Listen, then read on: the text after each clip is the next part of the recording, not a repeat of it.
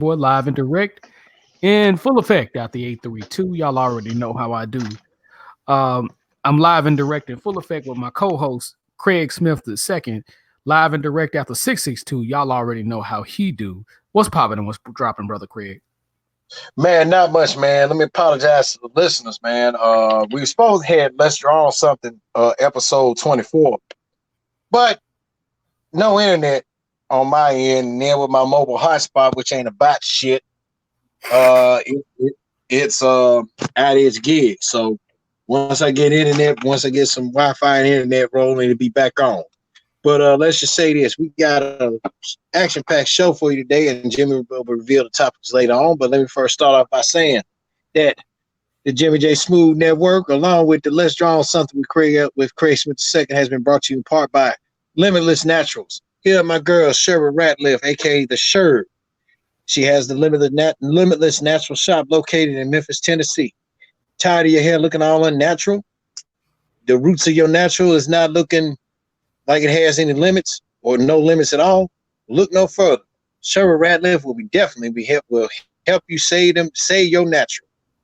All them kinks, all that stuff that you got up in there, and them chemicals you ain't got no business putting in your hair. She's gonna turn it all into limitless potential. So hit my girl up, Sherry Ratliff at aka the Sherb, and she's on Facebook. Check out her shop, Limitless Naturals in Memphis, Tennessee. And also Trey Styles, Custom Designs, my boy Trey Murphy. There's nothing he cannot customize. Hit him up for all your NBA, NFL, MLB, NHL, Family Union, and any other type of t-shirt you need. That's Trey Murphy, Trey Styles Custom Designs. His number is 901-364-3698. He only accept PayPal only, and only reasonable customers shall apply. He will not accept no let me holler at you, or no IOUs or anything like that. That's Trey Styles Custom and Designs. So without further ado, Jimmy J Smooth, what's on your mind, bro? Oh man, we just gonna freestyle today for the most part, man, on this. But anyway, man, what's going on in the news of college football? Because I've been kind of out of the loop in college football. I know my Memphis Tigers is 5-0. SMU is in the bowl at 6-0 because they came back and beat Tulsa, which was a damn good game. Yeah, because Tulsa was up most of the point, and Southern Methodist came back and beat them. So I guess I don't know who the coach is for SMU. I think this is either his first, second, or third year. They are 6-0, and they are ranked for the first time ever since the death penalty. Yeah. So they're looking good as well. I definitely respect SMU, the way they making a comeback. You know what I'm saying, live and direct in full effect with those guys in particular. But my Memphis Tigers is definitely 5-0 so far. So good. Beat Navy, beat Ole Miss. I just like them to keep the roll going. Hopefully, I hope they stay undefeated. I hope their defense can clamp down and stop giving up these 30 and 40-point games on top of. Well, right now they have the number one passing defense in the nation. I mean, that's a damn good improvement. So but I don't know how they look in rushing defense wise, but total they're somewhere in the top 5 to top 10. But passing defense, they do have as of now, they are still number one in the nation, and that's good. Yeah. So yeah, with Memphis, hopefully we can stay undefeated, at least going into the Houston game. I don't know exactly their schedule. Let me look at Memphis' schedule while I'm. But they don't play UCF anymore because UCF lost last week, so they're 4-2 right now. They lost to Cincinnati. They lost to Cincinnati. Memphis football. Let me go because I know they beat. They're pretty much out of their non-conference schedule. Memphis play Temple. Number 23 Memphis play Temple on Saturday. The next Saturday they play. That's gonna be a good one there, bro. Let me see Temple's record. Yeah, they got Northern Illinois coaching them. That's a good coach, man. Rod Carey. Yeah, they're playing at the Philadelphia Eagles Stadium. They beat Maryland. Yeah, they beat Maryland, beat Georgia Tech. Got wins over East Bro, Carolina. Lost. anybody can be beating Georgia Tech right about now. They don't know what they want to do. They got out at the sea but okay, let me say this. First and foremost, let's give credit to Jeff Collins. Because he trying to get these out of position ass players to play back in their damn position. He trying. So, give him a lot of time. Jimmy, you said it best. I think it was on my show a couple weeks ago. Get this dude some time. But yeah, I say give this dude some time, but you gotta quit letting guys leave Atlanta. Atlanta by itself is the hotbed for football recruiting and basketball. Exactly. Yeah, hotbed for recruiting, basketball, and football. That's not even including South Georgia. That's not even including the mid state of Georgia. We're not talking about them. We're just talking about in Atlanta. If he just goes to Atlanta and gets some guys, get a few outsiders, because that's where the University of Tennessee was able to beat Georgia all those years by going to the Atlanta metropolitan area. And what is happening is Clemson took a chapter out of not Memphis, but Memphis do recruit in Atlanta as well. Let's not forget as well, both basketball and football. But Norvell got 3 4-star recruits from Atlanta and Valdosta. So Clemson has taken a chapter out of Tennessee's handbook and basically grabbed some guys out of Atlanta. If he can keep a lot of those guys home in Georgia Tech, that's a start. Because and I'm not just not talking about any kind of putty patrollers. I'm talking about some 5 stars, 4 stars out there in Atlanta. Because all he got to do is the fact that he let the guy from Ohio State and Trevor Lawrence go. I mean, if he couldn't recruit Trevor Lawrence because, guys are going to want to play, he could have got one of those 2 guys. How the hell you have 2 goddamn top 2 quarterbacks in the nation? The top 2 quarterbacks in the nation, according to the Atlanta Journal-Constitution, which have their own All-American list, USA Today All-American list. Parade doesn't exist no more because they didn't went out of business for the most part. But they are the top 2 quarterbacks. Parade, bro. I'm put like this. Well, Parade is not exactly out of business. They're online now. But since All-American, I'm here because I messed around and tabbed and clicked off for a second. But the Parade consists of All-American list is top notch because they give you the dirt on it. They and whoever that was writing the sports for the Parade, like All-Americans, whether it was baseball, football, basketball, they went in depth about their strengths and weaknesses. So Parade still in business as far they're not in business as far as in the Sunday newspaper. Okay, but online they are. Okay, but these are unanimously the top 2 quarterbacks in the country, and your city, and you don't get neither one of them. I mean, Georgia did a good job, but well, you got to follow the previous coach though, Paul Johnson. This is before Jeff Collins. Paul Johnson didn't get none of them motherfuckers.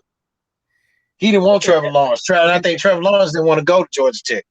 And I couldn't blame him to a certain degree, but and that's why coaches need to get with the times. That's the thing. And I mean, like I say, what Jeff Collins need to do is he need to start off getting those guys that typically would go to Tennessee, typically would go to the University of North Carolina because North Carolina gets those guys. Alabama every once in a while say, get over here like Scorpion from Mortal Kombat and just say, hey, come to Georgia Tech. Get over here. University of Florida, do a get over here and recruit those guys out there. So he's going to have to start from home.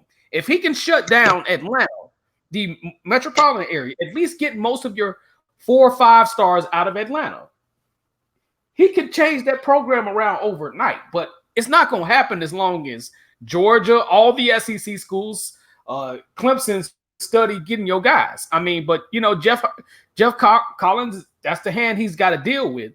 But please, whatever you do, I haven't looked at them a lot, but please get out of that option offense if you're not already in it. Try to go to more a pass happy. If you're gonna go to read option, cool, but just get out of that old school bullshit. Yeah, but and see, that's what he's trying to do, though, bro. And I think that's what the fans want him to do. Yeah, he needs to. I mean, he needs to because even though Georgia Tech has had some type of option-like offense, it was more of a spread system. Like when old boy was there when that won the national title in 1990, it was Bobby more like Ross.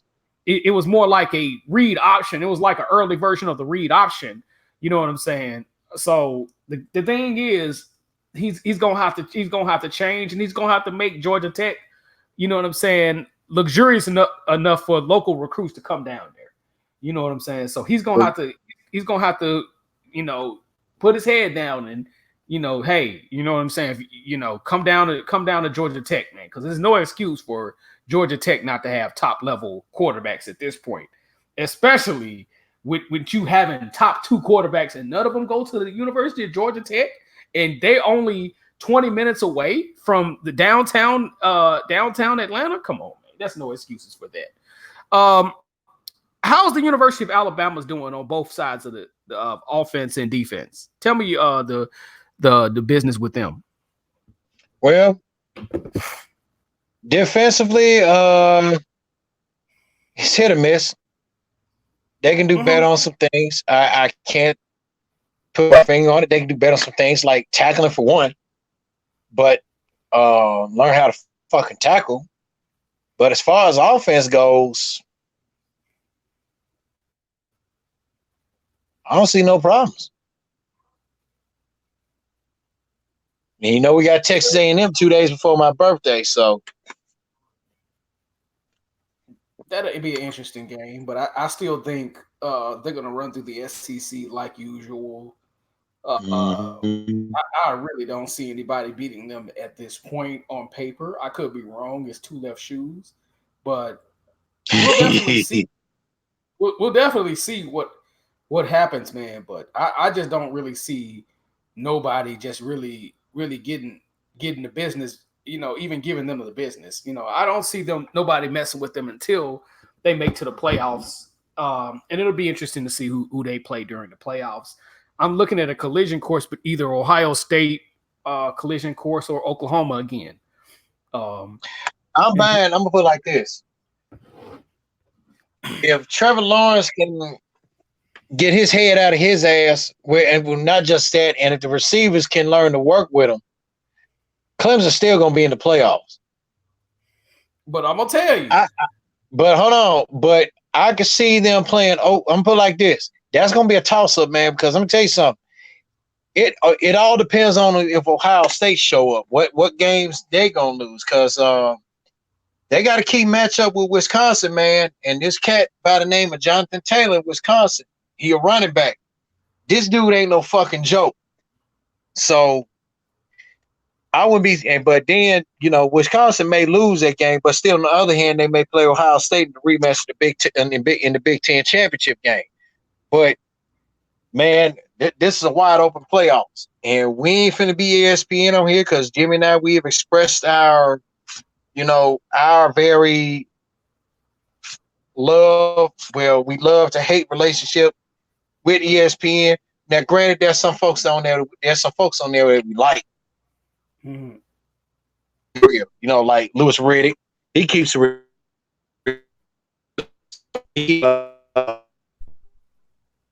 and the reason being why Louis Riddick is not him in the NFL right now, he know his shit, and people don't like, and it's been said, he said it himself, that certain organizations don't like for me to stay a step ahead. That's why they don't want me to be a boss. He would have made a damn good GM for Philly. So, but the BCS playoff is wide open. I can't say who he's going to be because October 12th is not only Alabama versus Texas A&M, but you got Jalen Hurts against Texas. And I hate to say it, I'm not an Oklahoma fan, but I got Oklahoma beating the shit out of Texas. If Texas just gonna constantly keep blitzing, that's not gonna work. Oh yeah, I totally agree. Jalen still gonna get his yards. Look what Joe Burrow did against Texas. What Joe Burrow from LSU did against Texas. Listen and Burrow tore their ass up. Oh yeah. Oh yeah. You can't. And yeah. Oh yeah, man. Oh yeah.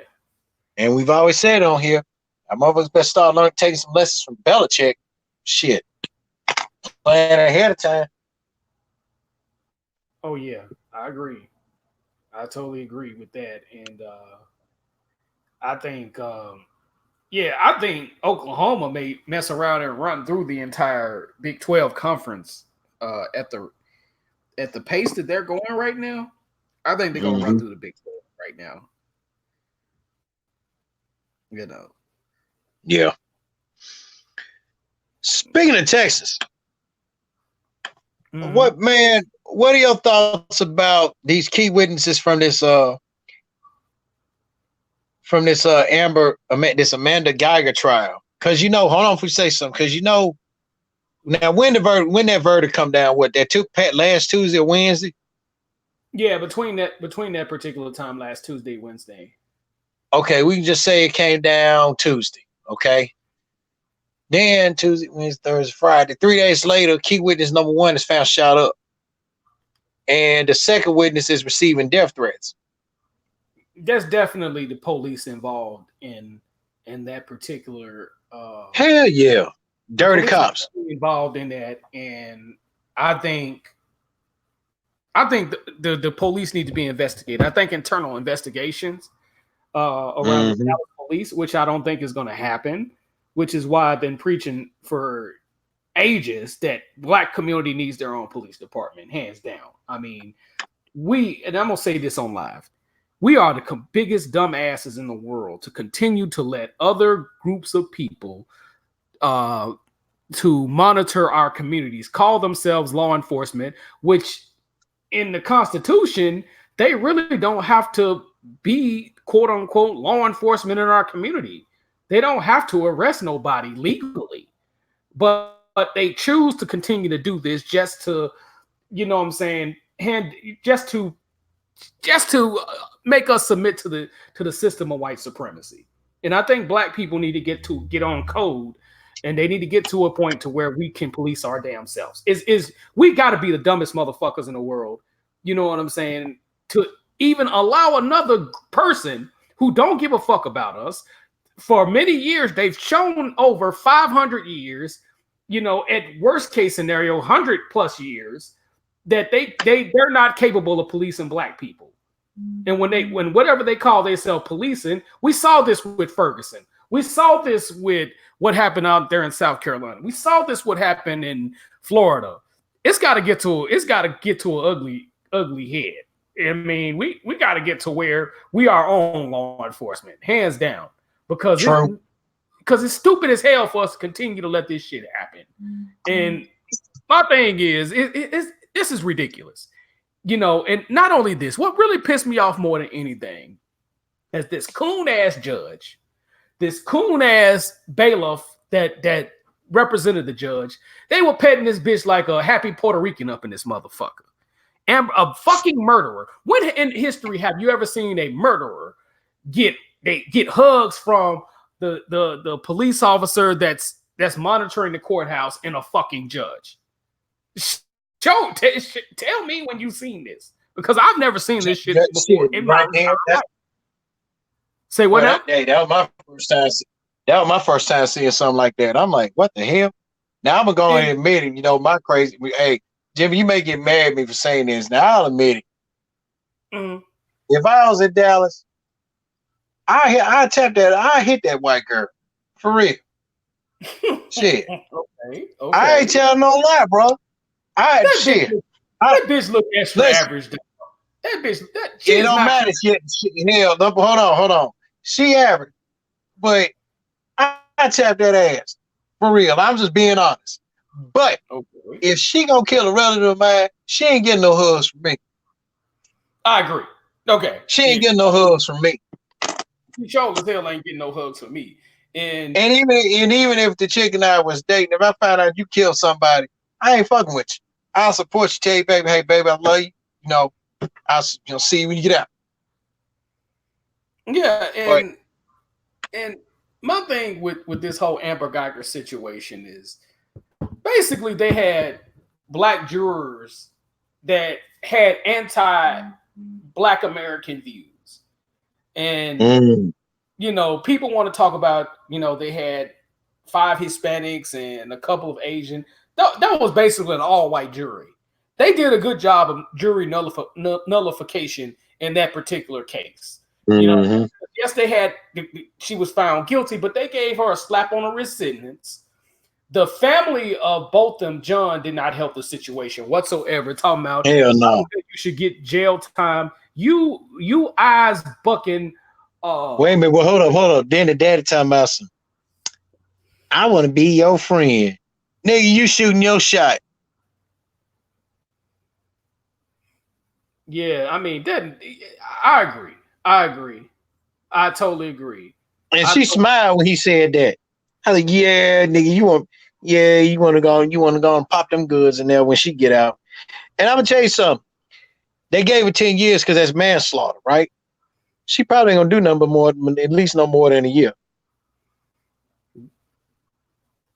Yeah, I mean, that case was ridiculous, and the family did not help the situation. And let me tell y'all something.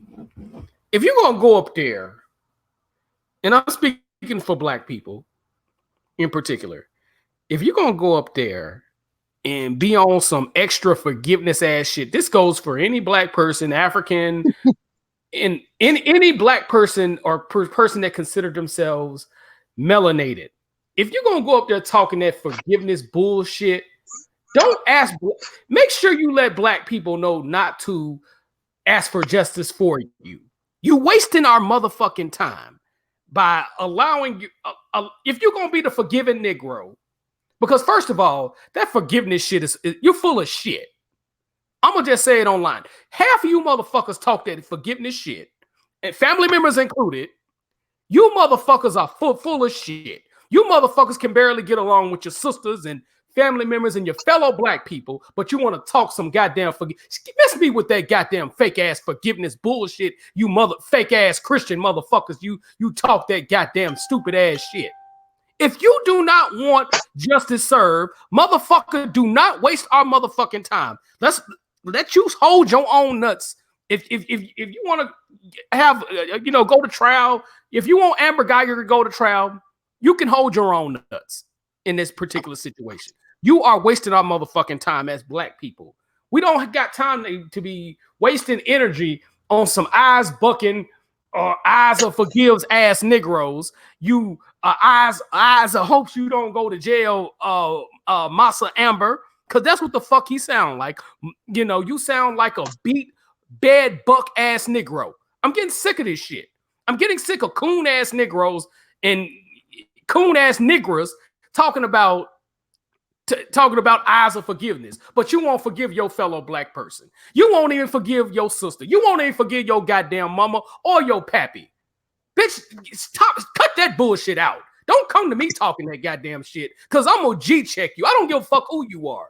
All that forgiveness talk is fucking fake. You're wasting energy talking that stupid ass shit. User forgives a motherfucker who done killed your family member. Miss me with that goddamn bullshit. You missed me with that bullshit, because if another black person did the same thing, you would be acting like that nigga in Detroit, you know what I'm saying, who killed this dude family member. But when it comes to this woman right here, you don't do shit, man. Get the fuck out of here with that goddamn eyes of forgive slave, eyes bucking talk, man. Get the fuck out. That's a house nigga talk. House nigga talk. All that goddamn bullshit these motherfuckers be talking, man. So that's my thing with that particular case. But like I say, rest in peace to that brother who got killed for no goddamn reason, because basically it was for no reason. He testified for and I still say that. Hey, everybody want to say what they want to. That's a hit. That was a hit. I agree. I agree. Come on, man. Police can send a death threat. Who could be sending her death threat? Who could be sending the second key witness death threats? Look in your own damn police department. Man, let me tell you something. These police officers, because it got killed in a gated community, and that's very close to downtown Dallas. He got killed in a gated community, basically a upscale gated community. These police officers know the gate codes to these complexes. They know the gate code. So the police department is definitely in on it. You know what I'm saying? The police department is in on this shit. And that whole motherfucking Dallas police officer should be investigated. Their records, their text messages, and their emails should come out, and people should be able to see that shit. Because ain't no random you know what I'm saying, shitty cuz is just gonna, run up on him and kill this guy. Unless he's working for the Dallas Police Department. And the Dallas Police Department has a history of racism any fucking way. So that whole goddamn police department need to be investigated. You know what I'm saying? So that's my thing with that particular case. But man, both them John's whole family can eat a bag of AIDS-infested dicks for all I goddamn care at this point. Because them eyes bucket, ass motherfuckers is a waste of black community energy. That's what the fuck they are. They're a waste of black community energy, and those motherfuckers need to get the first boat back to St. Lucia, wherever the fuck they come from, and get the fuck out of our face and stop undermining black people. That's the thing I hate about a lot of some of these coons out here. I'm talking about from non-black American coons, and a lot of people that's from the Caribbean is not coon, but a lot of them that come in from the Caribbean is some fucking coons. And the same goes for some of these Africans out here. You got a lot of African coons that come to the United States and undermine black society. I'm talking about foundational black society. And if y'all gonna be on that shit, take y'all ass back to the Sahara Desert and burn up like black motherfuckers that you are. You know what I'm saying? Don't come down here, you know what I'm saying, trying to sabotage our fight for reparations. Don't try to sabotage our fight for justice. If you're not gonna fight with us, take your ass back wherever you come from. This goes for any goddamn group of people. I'm saying that on air. And if you can take it however the fuck you want to, this is my goddamn show. Now come be my hoe, goddammit, and listen to what the fuck I gotta say. Or if you don't want to listen to the fuck I gotta say, go back to where the fuck you came from and stop undermining our people. You know what I'm saying? I'm getting sick of this goddamn shit. So it is what it is when it comes to that particular hoe ass family. Oh, eyes of forgives ass niggas. They need to go cook me some goddamn fried chicken and get some tap shoes like Gregory Hines and his brother and tap dance. Because that's the type of shit I'm fed up with. So it is what it is, man. Man, I just want to say, Daddy just want to be her friend. Nigga shooting your shot. Nigga, get on out of here. Yeah, man. It's sickening right now, man. It's sickening. Yeah. Yeah, man.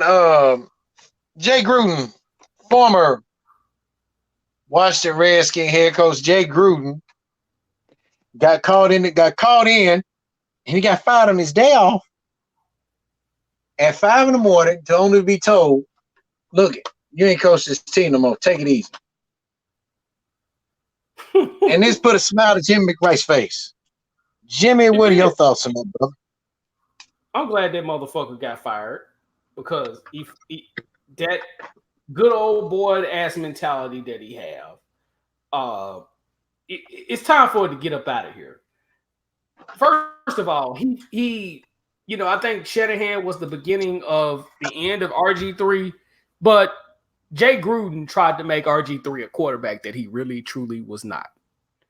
Yep. You know what I'm saying? He finished him off basically. He benched the kid who was supposed to be the franchise quarterback, and he basically ended his NFL career. Now I think he's with the Baltimore Ravens as a backup, but yeah, he should have been the franchise quarterback.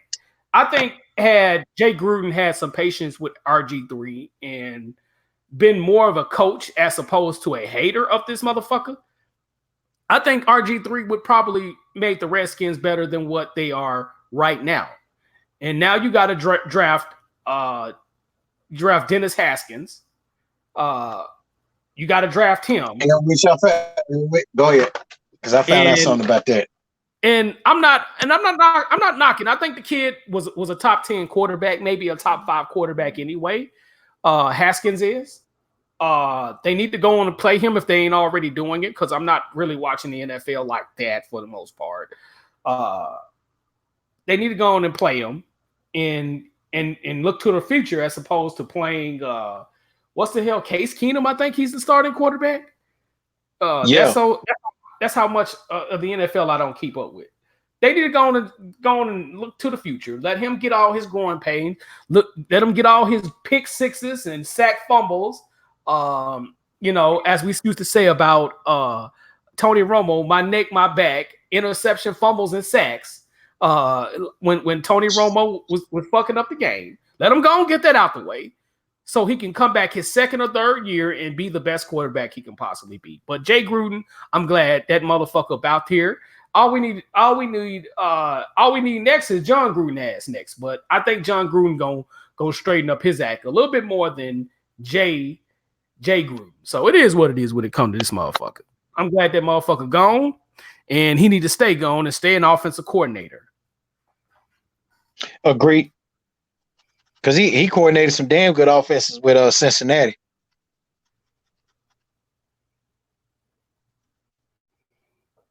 He really did, bro.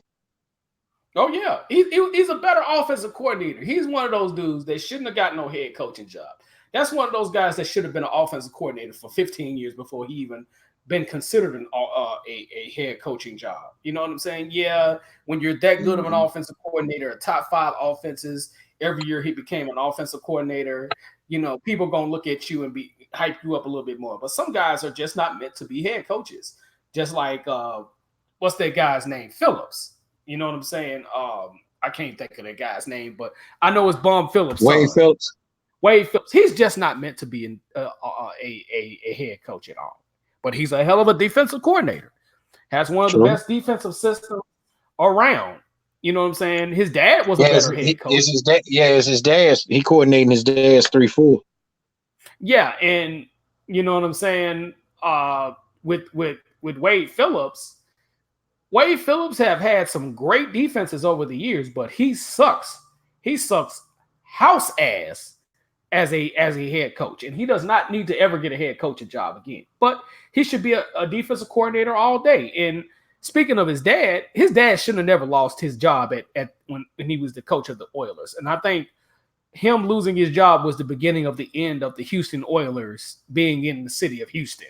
I know it's 17, 16 years before they actually left Houston, but that was the beginning of the end, because that's when Bud Adams started making stupid ass decisions as far as head coaches changing and all that other good stuff. So it is what it is when it comes to that, you know what I'm saying? But definitely rest in peace to him as well. But Jay Gruden is one of those guys that I don't think he should get a head coaching job for a while. He needs to show that he can be consistent as an offensive coordinator. Now, when he started taking teams to the Super Bowl as an offensive coordinator, then I think he should get a head coaching job. But as long as he's just doing statistical numbers as opposed to playoff numbers, he should never get a head coaching job again, unless it's fucking college. I'll say that now. I agree. Because the way when he basically did RG3 in like that, man, and he dissed the man in public, dissed him out in public, and then Chris Cooley with his racist ass. Yeah, I'm calling your ass out, Chris Cooley. Fuck you, Chris Booty. The fuck he is. He's some fucking booty. So yeah, go ahead, brother.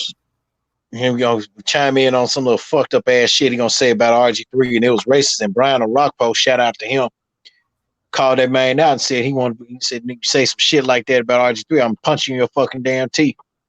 Yeah, we know what it was.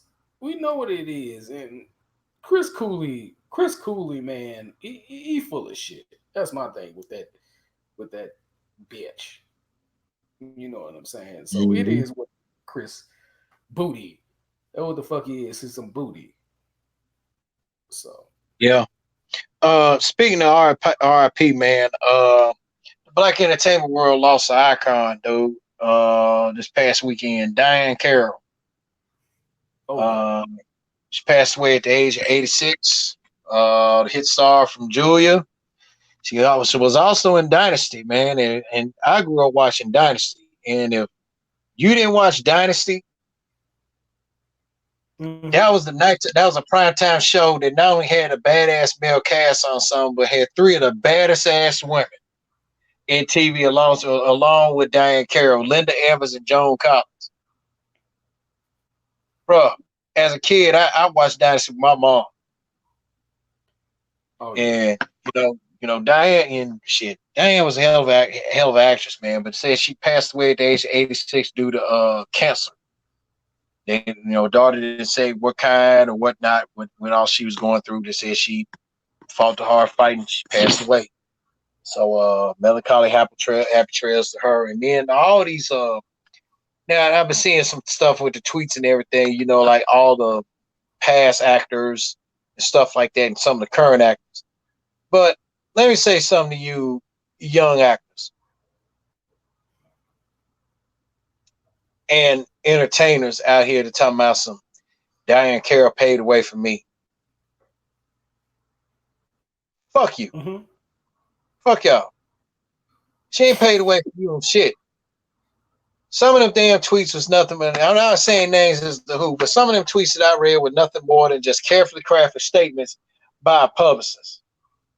Mm-hmm. Man, when Diane Carroll was still in business, hell, she was even, and I think the last I saw her, she was on, to my knowledge, she was on Different World. I think she played Whitney's mother. That was the last time I saw her, okay, on television. But other than that, I haven't seen on not much else, on not anything else. Mm-hmm. But Diane had longevity, man. Even when she's out of the spotlight, she still has some longevity.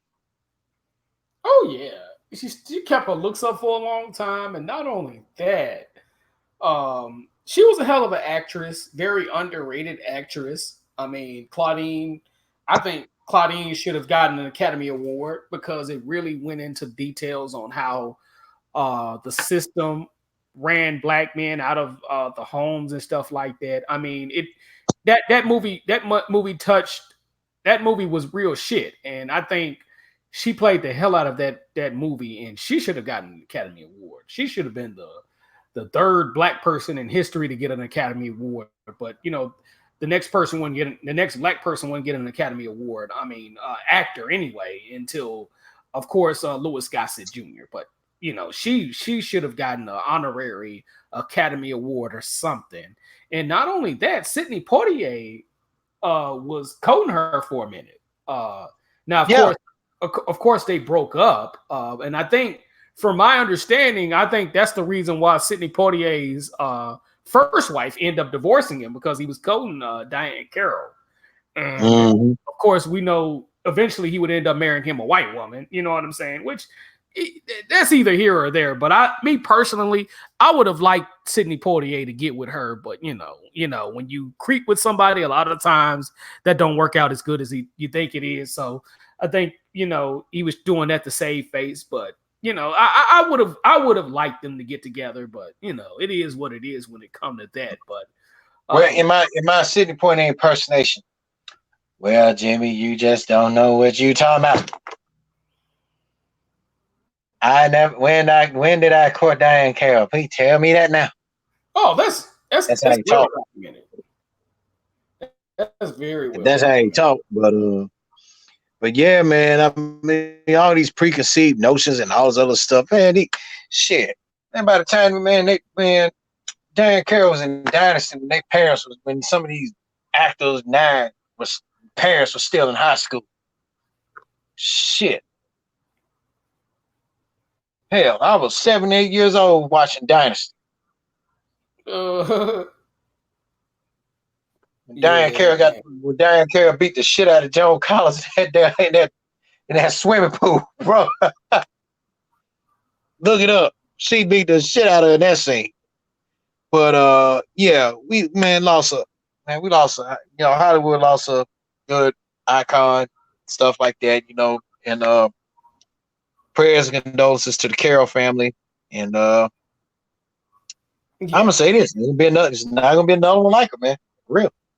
Yeah, she definitely deserved praise, and I think they should give her a lifetime achievement award, Oscar.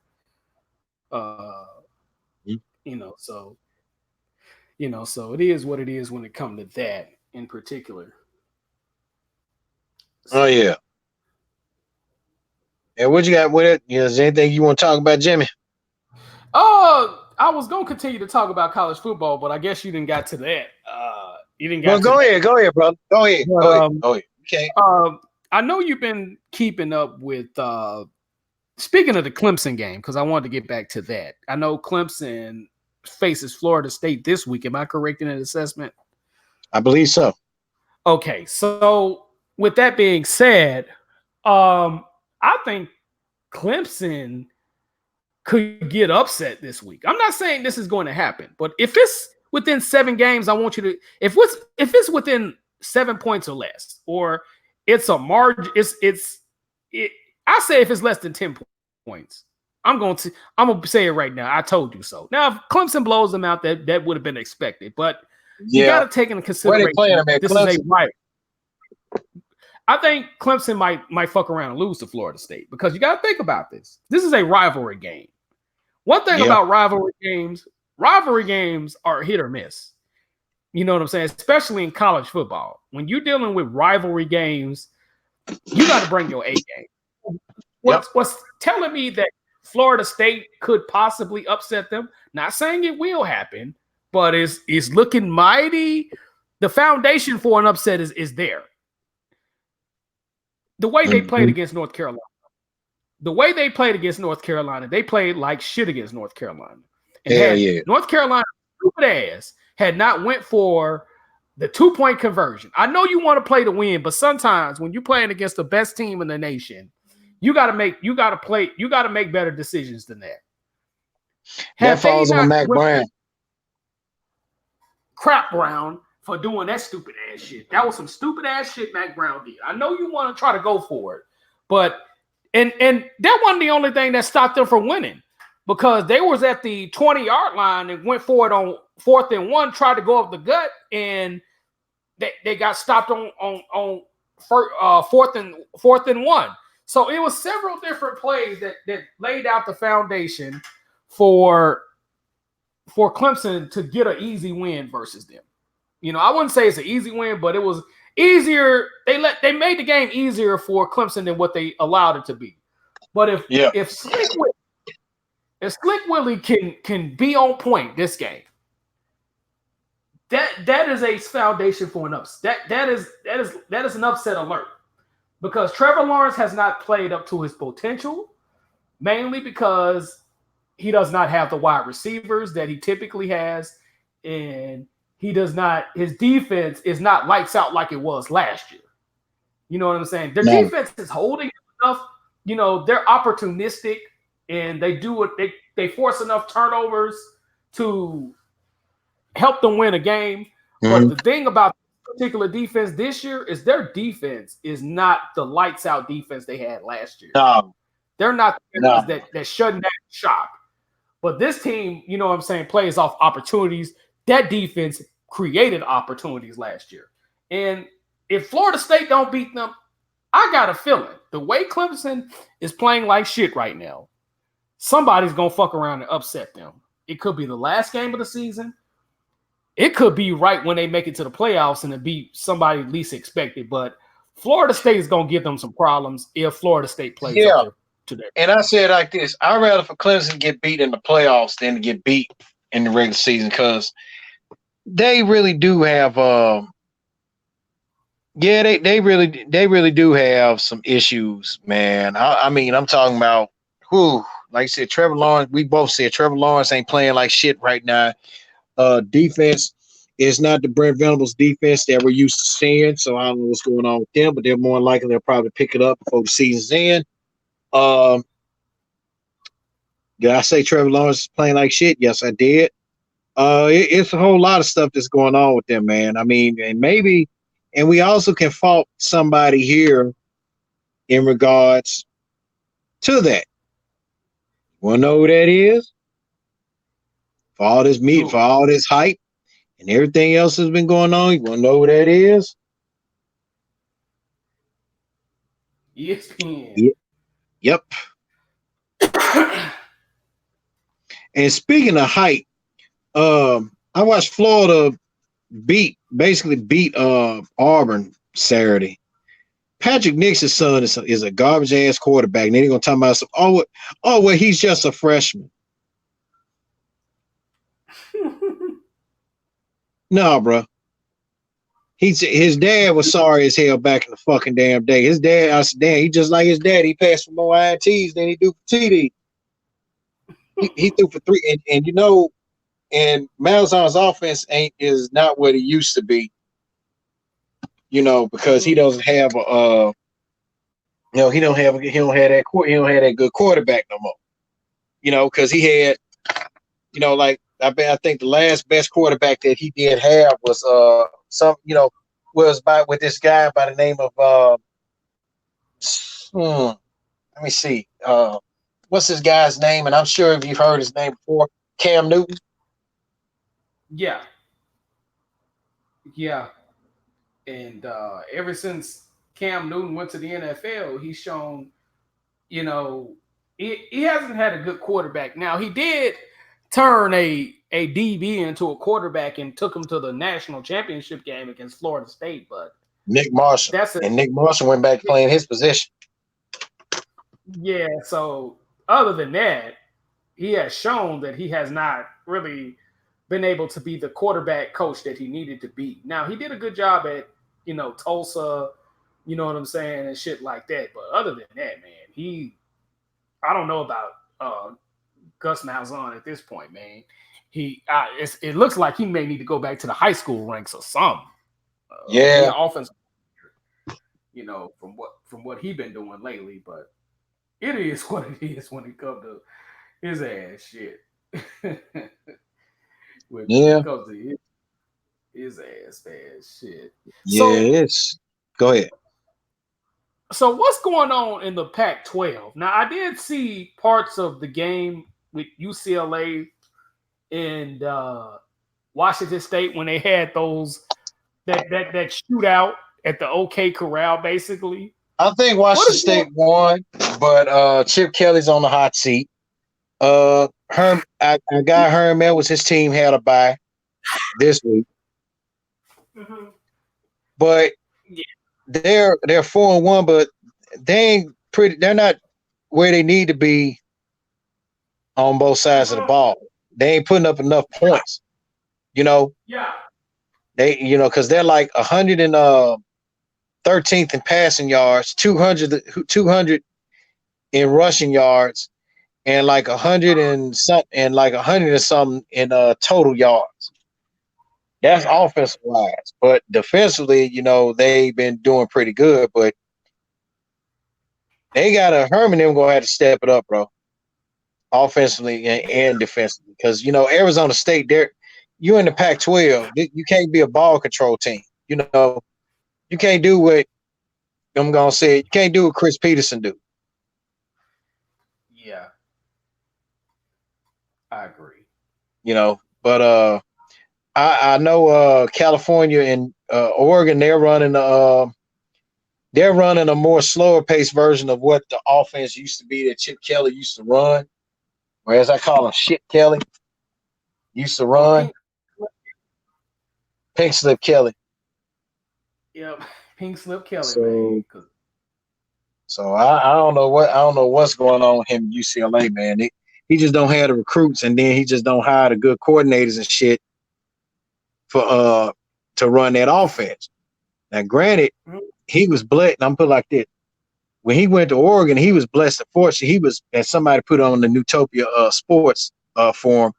He was blessed and fortunate to have a damn good coaching staff that was able to get them be able to put them points up on the board and them yards, and have 300-yard quarterbacks and 200-yard rushing running backs per game. And them two assistant coaches were Scott Frost, who's the wide receivers coach, and then Mark Helfrich, who was the offensive coordinator. Mm-hmm. Yeah. And then when Chip Kelly left, Mark Helford took over, and he promoted Scott Frost as an offensive coordinator. And then when Scott Frost left to take over UCF, which, in my opinion, dude, I think he should have never left UCF. But but when Nebraska come calling, I mean, that's a gamble by itself. I can't blame him on that. But he left out. To me, Scott Frost earns a shitload of respect from everybody, ranging from shout out to this Jacquez Green, Coach Singleton. You can follow him at Slade48 on Twitter, and myself and you. Scott Frost earned a lot of respect from the fans when he said, man, let me enjoy this moment with my guys before I go. When they won that Peach Bowl against Auburn. Yeah. Yeah. And he didn't lie. He just wanted to keep it under wraps so he can enjoy that moment with those kids. And what killed me about that whole situation is ESPN/ABC was very disrespectful, as opposed to they asking this dude when he won the conference championship against Memphis, about another head coaching job. Let the dude enjoy the conference title. Let him enjoy the conference title. That was fucking rude on the end, on their fucking end, man. Because he's trying. You got so many emotions involved, and you trying to not distract the team. And I think he made the right decision in terms of at least respecting his team enough to not let it interfere with their undefeated season.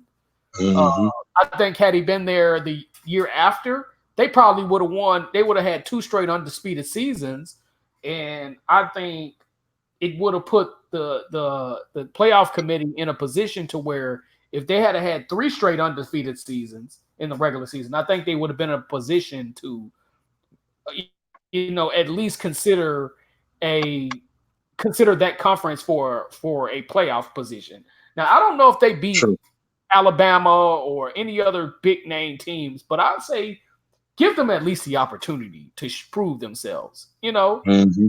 And because we never know, they might go undefeated, and with Alabama's history to losing to non-Power 5 conference teams, they might have fucked around and lost to them. We never know. You know what I'm saying? Alabama has a history of losing in the Sugar Bowl. Yeah, especially because when what's that dude named Bill Curry was there. They lost to Louisville before they became a major conference team. Before the Conference USA became Conference USA, they lost to Louisville with Browning Nagel. Before Utah became a Pac-12 school, they lost to Utah in that Sugar Bowl. So they have a history of losing to not so prestigious teams. They have a history of losing to Southern Miss. You know what I'm saying? We're talking about Alabama, who has the most national titles, and can't nobody else do nothing about it. And I'm saying this as a Tennessee fan. No hate on Alabama. You know what I'm saying? It is what it is. The team with the most national titles in his history has lost to teams that were at the time mid-major conference teams. You know what I'm saying? So we don't know what would have happened. All we know is they did not get the opportunity, and I feel like they should have gotten the opportunity to at least prove themselves. You know what I'm saying? They're putty patrollers compared to University of Florida, University of Miami, and the Florida States, but let them show that they're putty patrollers. You know what I'm saying? At least go out there and give them that opportunity. Yes, they got whooped by LSU, but I think if Scott Frost had stayed at UCF and turned down the Nebraska job, because I think UCF could have came up with the same amount of money. I think they could have been willing to pay him the same amount of money had he stayed there. But sometimes ain't no convincing a guy, and then he played for Nebraska when they won national titles out there. So hopefully Scott Frost gets – I think Scott Frost needs 5 years. This is his second year. He needs 3 more years to get Nebraska to where they need to get to. He needed to get rid of that garbage-ass quarterback he got. But that Martinez dude, he is garbage. And the crazy thing is, he wasn't playing like that last year. That's the crazy thing. Yes, Nebraska was still taking L's, but even in the heat of taking L's, he played very well. So I don't know what's happened to him this year. I think he needs to holler at Martinez, because the first game he was doing okay. Second game, he was pretty inconsistent, and like the latest games, I don't know what the hell, what kind of drugs he on, what kind of powder he's been sniffing, allegedly. But whatever the hell he's on, he needs to get off that shit and wake up and smell the fucking coffee. I feel like Martinez got potential. He needs to get benched to wake his dumb ass up. And, he might need to play a 2-quarterback system right now, because Nebraska is desperate right now. Right now. But I think Scott Frost needs 5 years there. He needs 5 years there. He needs to at least get them back in a bowl contention, and then get them to the point to where they're competing in the Big Ten again. So he needs 5 years. I say Scott Frost gonna need 5 years. You just give him, you fire him this year or next year or year after next, then you'd wasted your time getting him from a mid-major. Well, you wasted your time of Central Florida. But if you give him enough time and then he doesn't do anything, then okay, I understand. I definitely understand. But give him some time. That's the way I look at it. Yep. Most definitely. I mean, I like Scott Frost, but like I said, that the Martinez dude, I guess he could. I guess when he get accustomed to losing, he could play better. So, but the Nebraska got issues of their own, because they don't play defense, and then they run a game. They running game is garbage, as opposed to last year. Yeah. So. Oh yeah, man. Got a nice little topic for you, a little fan question here. Just pulled up on my email. Okay, something we talked about, and they said, and the subject comes from Caitlin down in Florida, and the subject is, I missed out on the description of alpha female. They say, hello guys. I listened on Craig's show about the alpha female. When he talked about a friend of his referred to herself as an alpha female, in which I think has to be the most stupidest thing to ever come out of her damn mouth at that point in time. But what I did miss was Jimmy's explanation of what y'all explanation, especially Jimmy, in regards to what really the term alpha female means. I have a friend who is like that, and I just have to look at her the same way. So I want to have my ducks in a row and be a step ahead of her and explain to her what the term alpha female is. Could you guys please share that? Thanks. I think that question was to you, Jimmy. You can't be an alpha female, because the term alpha is a masculine term anyway. So unless you're a tranny fanny, for lack of a better term, there is no way a female can be an alpha, because alpha is a masculine term by definition. If historically speaking, and by definition, all you got to do is go to the dictionary and you will see this. You know what I'm saying? And I'm talking about a universal dictionary. I'm not talking about your regularly rinky-dink ass school dictionary. Your universal English dictionary, you will see alpha has masculine energy. So by definition, it is theoretically impossible, and it is by definition impossible for a female to be an alpha, bar none. You cannot. There is no dispute, no ifs, ands, and buts about that. No ifs, ands, and buts about that. If a woman's calling herself an alpha, you need to ask her, is she a tranny fanny? I'm just gonna keep it 1,010. So that is as simple I can get to it. basically, in another way, Jimmy put it, and I remember it as much. Basically, when a woman, well, he just basically said right then and there. If you calling you, if a woman wants to call herself an alpha female, then basically she's a sweet transvestite. Basically, you got to be. Basically, hold on, because you got to basically be a sweet transvestite. You know, I think that was a good spot on impersonation from Rocky Horror Picture Show.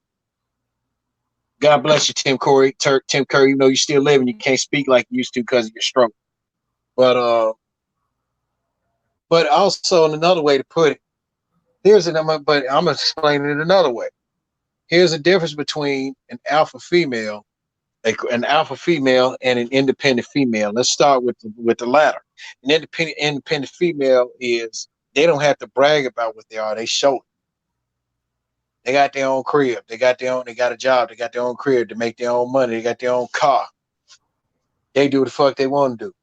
Yeah, if they want a man, that's their business. They don't want a man, but they need somebody to bust them in the bus to fill that tank up every now and then. That's their business. See, that's the independent female. And a quote unquote alpha female basically means that if they saying that, but I'm gonna do it one better. A independent female, quote unquote, is like this. You know, if you say that you're alpha female, you an independent female, or vice versa, and you won't be playing you won't be moving around like Gypsy Joe. You won't be going around, and as Jimmy say, women be some of the most beggingest ass females there ever is, bar none. And even a woman can tell you that. They don't go around and begging folks for money and shit like that. They don't lay up around up somebody else's house with no job or whatever, and then don't have no money to get to said job and give the shit they need for said job or whatever else, and vice versa. So you are not, if you walk around saying that if you fit this category of a quote unquote independent or alpha female, you ain't nothing. Exactly. And also, and also alpha female also basically means saying, when you say that to somebody, it basically means saying, hey, I got a dick too. You got that imaginary dick on you. So either you're gonna be an independent female or you're gonna be an alpha female. And you better be more, and you're gonna be more of the former than you will be the latter. Because if you be the latter, I ain't gonna fuck with you. And I'm pretty sure Jimmy J won't either. So Caitlin, if you listening, that's one step ahead of what you can tell your friend. Unless your friend got the same thing you got and the same thing Jimmy J and I got, I can understand they want to call themselves alpha female. But if she got the same thing you got, you might want to G check on that shit. Yeah, I totally agree with that. Shit.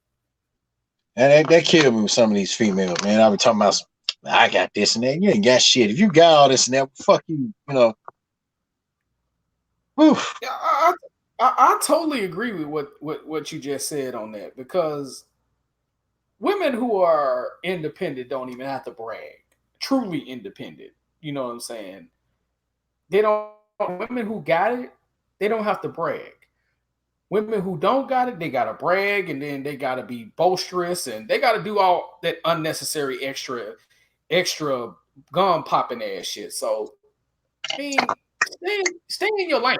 That's my thing. Just like LeVar Ball said. And let me tell you something. You ain't independent. Also, if you making more money than Jimmy now for Section 8 no job, you're not independent. You stealing. Basically, you are not independent, and because if the government decided to shut that down, then you asked out. You know what I'm saying? So that's what it is. So just stay in your lane. You know what I'm saying? Ain't nothing wrong with struggling, but don't floss. That's my thing.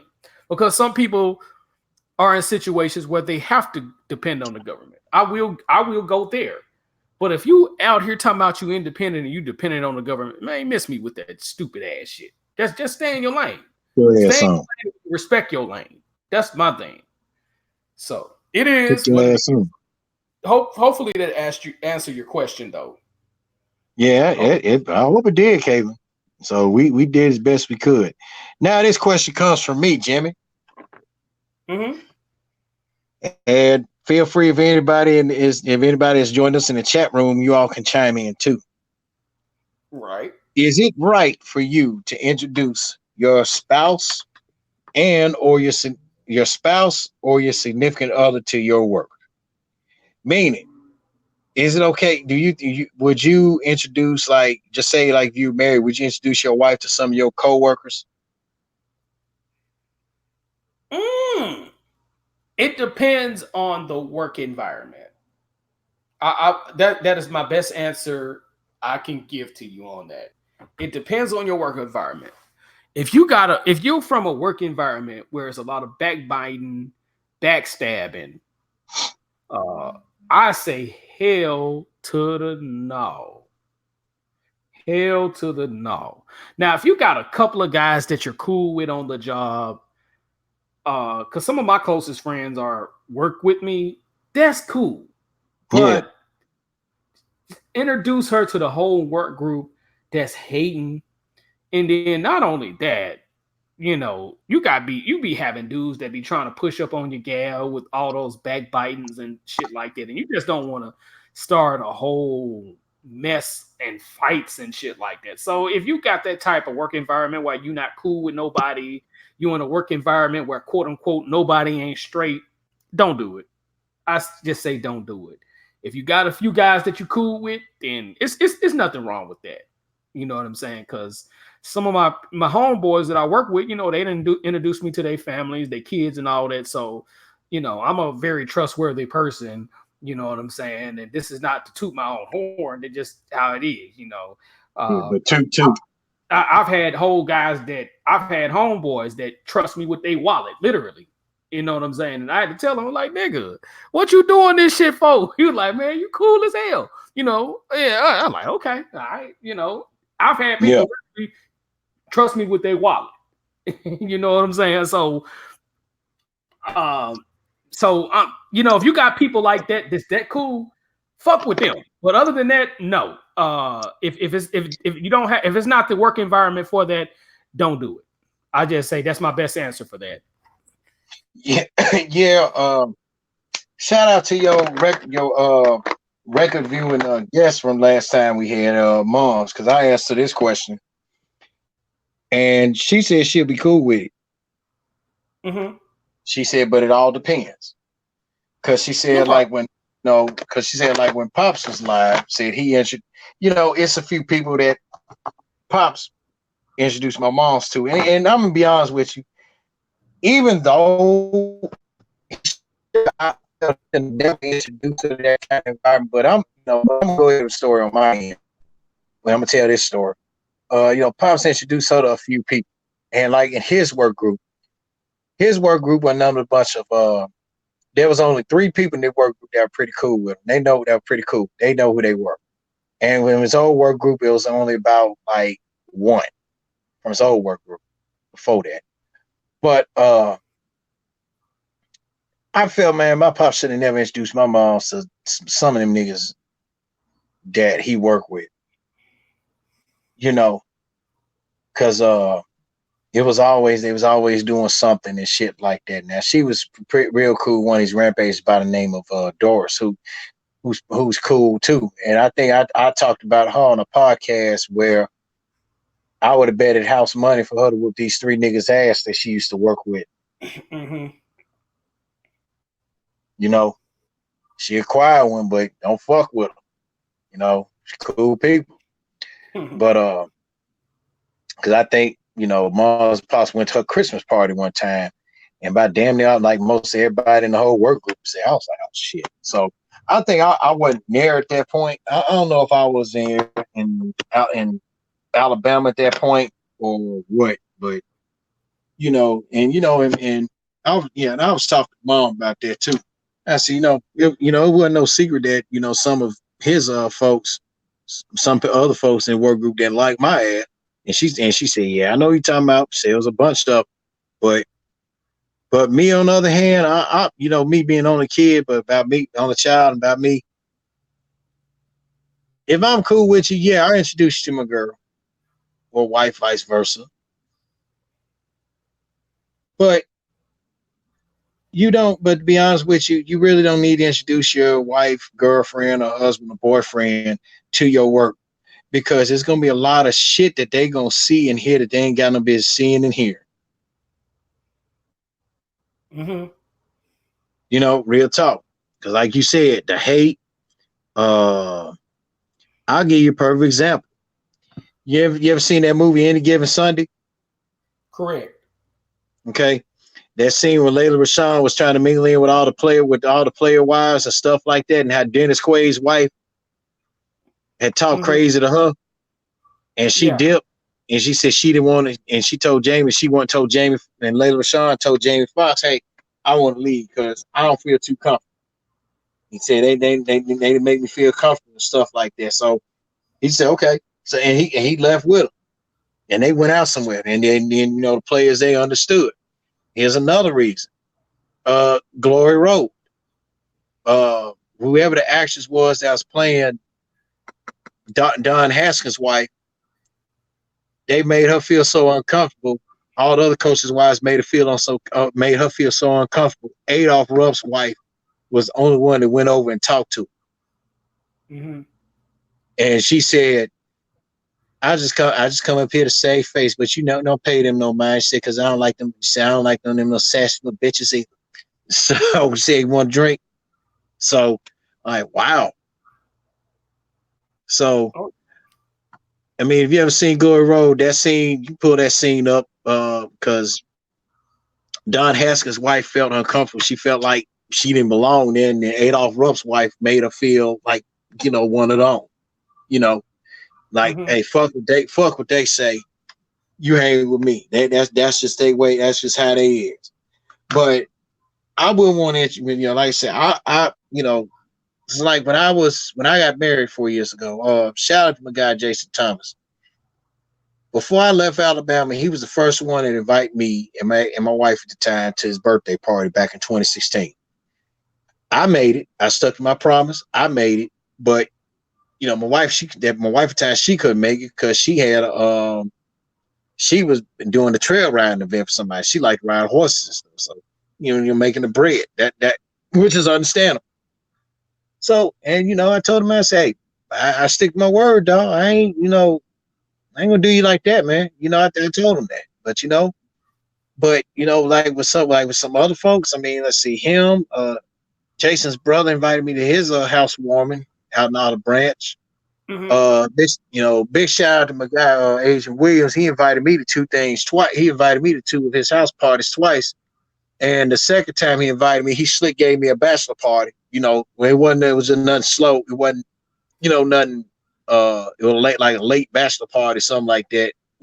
No stripper, nothing involved. It was just games, food, talking shit, playing the Xbox, drinking liquor and wine, and tripping off vine. That's it. See, that's the kind of shit I like, Mm-hmm. But me, I wouldn't. Nah, I wouldn't want to introduce mine to no anything. It depends on the work.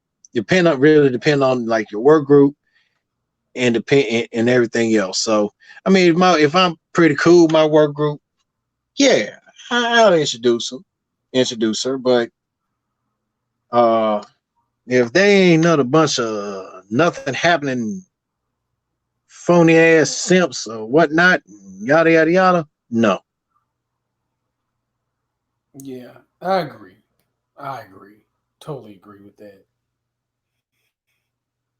That Totally. probably in passing now, like if I see you out in the street now, let's say like if I see you out in the street, hey Jimmy, hey Jimmy, this my girl, so this and that. Oh, okay.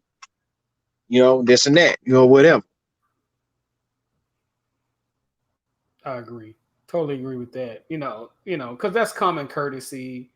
You out with your chick, and you know, that I would look at that as common courtesy. But other than that, you know, like I say, unless you got a cool work group like that, I wouldn't recommend it personally.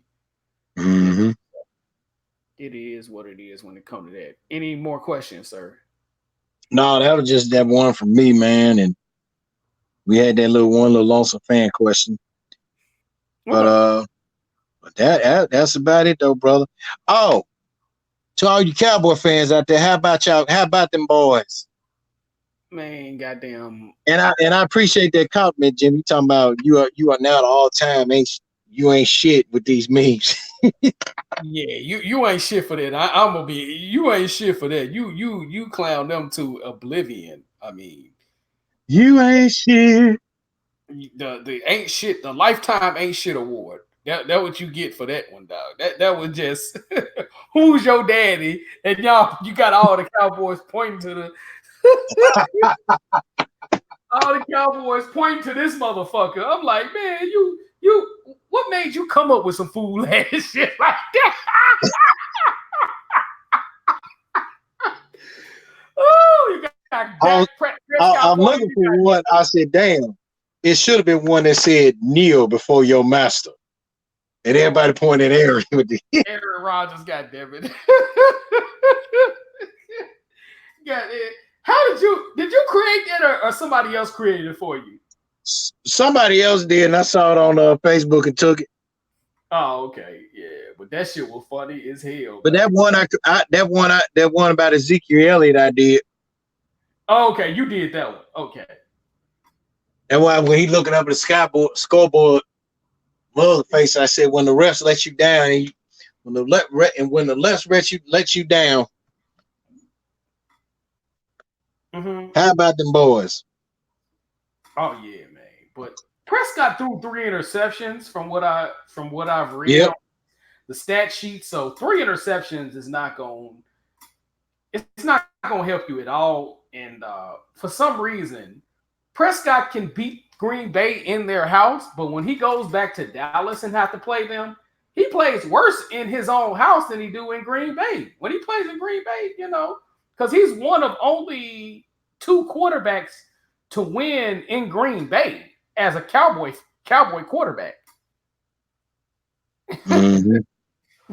That's sad. So yeah, because the other games that the Cowboys won in Wisconsin was basically at the old Milwaukee County Stadium because they had to they remodeled Lambeau Field a couple of times, and when the Cowboys they were basically Green Bay playing in Milwaukee a couple of times, so I don't really count. But in actual Lambeau Field, only 2 Cowboy quarterbacks in history Tony Romo and Dak Prescott win in actual Lambeau Field. You know what I'm saying? So, but for some reason, this nigga cannot play in Dallas against the Green Bay Packers. And typically, that's one of those matchups that's usually the home team gonna win. I mean, it usually the home team gonna win. But in this scenario, I mean, boy, you garbage. You garbage versus Green Bay. I ain't gonna even lie to you, Dak. Dakota. Yeah, Dakota. Dakota. That's his name, Dakota. The fuck? Hold on. Let me confirm this. Hold on. I know you. I'm not saying I don't believe you, but hold on. Let me look this up real quick. Dakota. So I forgot what his middle name is. Prescott. Yeah, we know he's mixed. Of course, he got a white mom who basically raised him, but his dad was there, but he just wasn't in the raising process because he was at all the Rain Dakota Prescott.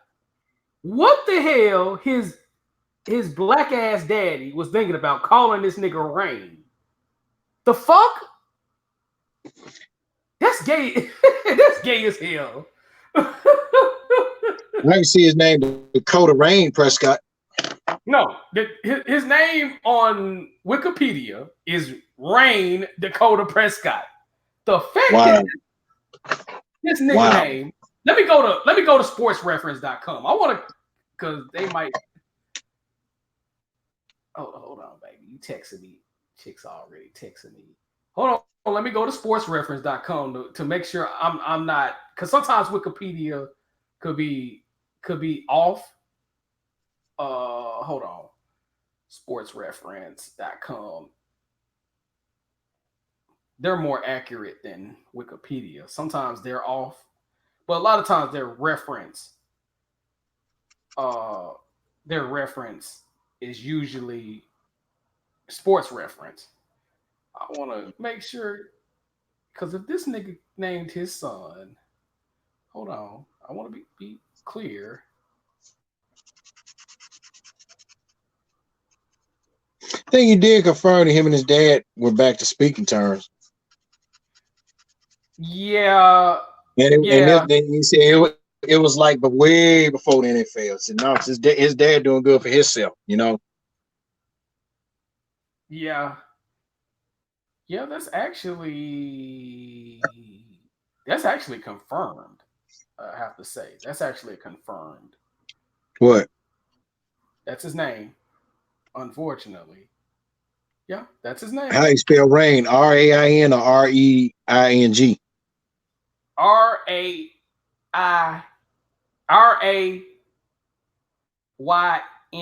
The fact that he named his son Rain is extra moist as hell.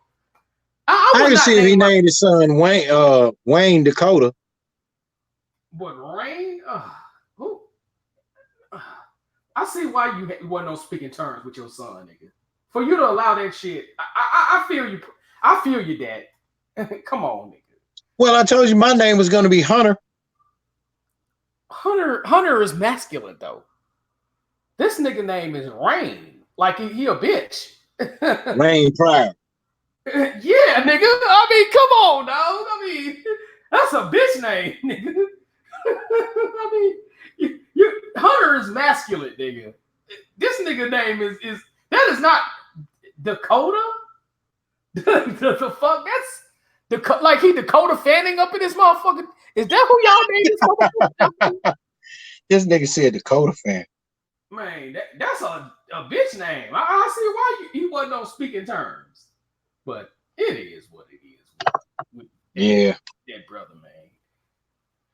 So do you got anything else, man, before we go on and wrap this hoe up? Yeah, I know you probably had to call it a night, and you got some appointments calling and whatnot. But one more thing, look, Laker fans, it ain't happening this year. Thank you. Well, they better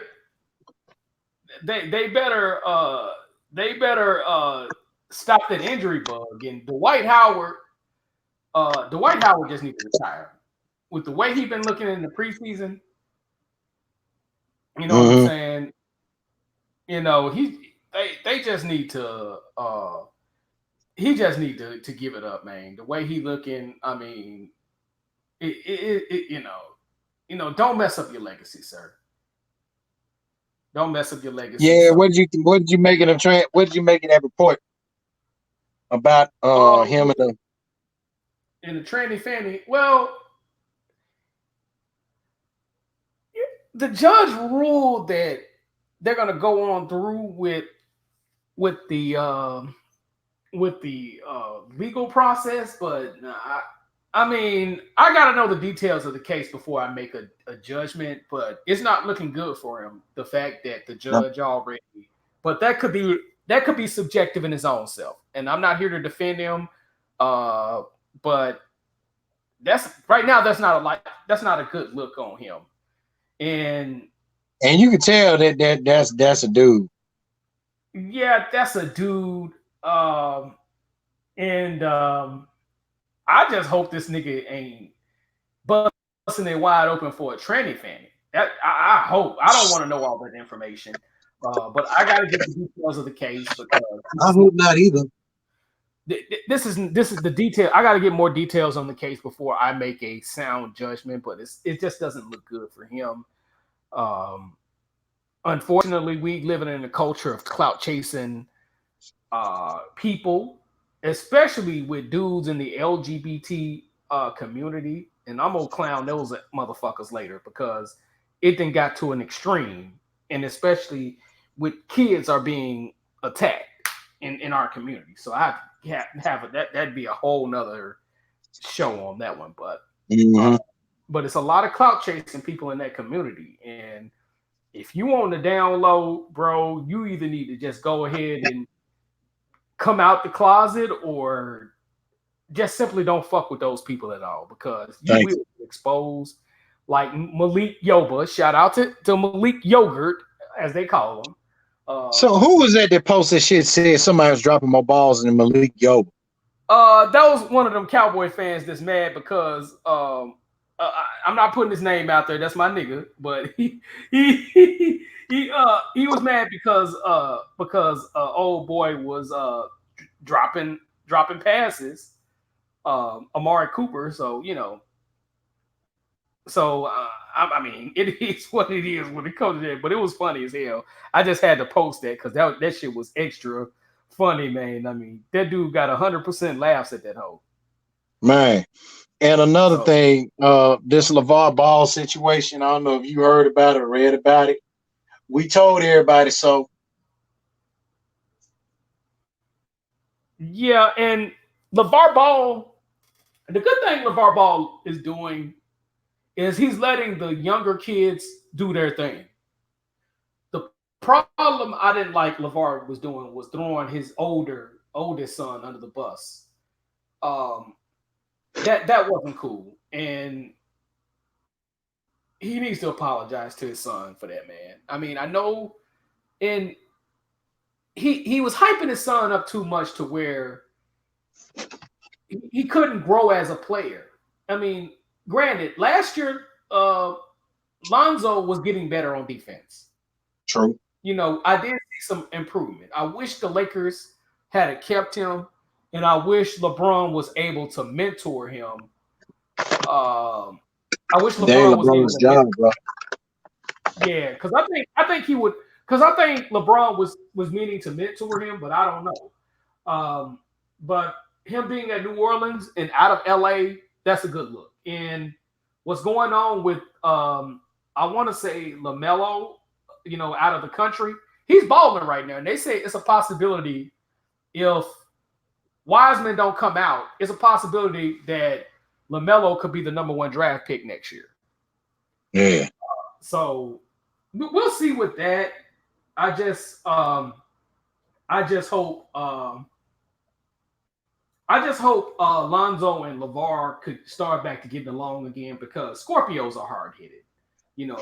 There's no disrespect. I just don't like the fact he living vicariously through them. Yeah, and again, I got friends who are Scorpios, and for some reason I get along with them. So, but I will say the negative traits they have, they are hard-headed as hell. And that's LeVar Ball. He's hard-headed as hell. You know what I'm saying? Like it or love it, he's a hard-headed motherfucker. And that's true. I want LeVar to be a father more than gun pop. A cheerleader. Yeah, it's nothing wrong with being a good dad. It's nothing wrong with believing in your kid. That's one good trait he got about his kids. He believes in his kids. He got one good trait about it. But all this clout chasing you doing with the TV rounds, I have no problem with you being a dad the way you are. But tone that shit down a little bit, nigga. That's my thing. Tone that shit down, LeVar. Tone this shit down a little bit. You know what I'm saying? And if, like I said, if one of those announcers disrespecting your son, saying something slick about your son, then I say you get on their helmet. You hit them with the goddamn scorpion deathlock. But other than that, dude, don't be doing all that clout chasing and promoting and Ticket TV said it best. What he did with Lonzo was fucked up. But what he doing with LaMelo, by letting LaMelo do his thing, he's doing a better job with LaMelo than he's doing with Lonzo. And he should have been doing the same thing with Lonzo, letting him play his game. Letting him be his own man. You know what I'm saying? And LiAngelo, he didn't say nothing about LiAngelo, but Lonzo got a bet. His jump shot is improved like a lot. So somebody was working with him down in New Orleans, dog. Yeah, and he was, Lonzo talking about, well, he don't need to work on his jumper, and he damn sure needed to work on it, and that's what is going on. Lonzo could have a good future in NBA. He just don't need Mr. Gun popping, in his ear. And like I say, LeVar is not a good dad. He just do too much. That's the problem. And him throwing his son under the bus the way he did, I'm not cool with that at all. You know what I'm saying? Give him, let him step off him like you stepping off LaMelo, because LaMelo's doing good because you backing up. And you know what I'm saying? And like I say, don't live vicarious through your kids. Just be the best dad you could possibly be, and stop all that clout chasing.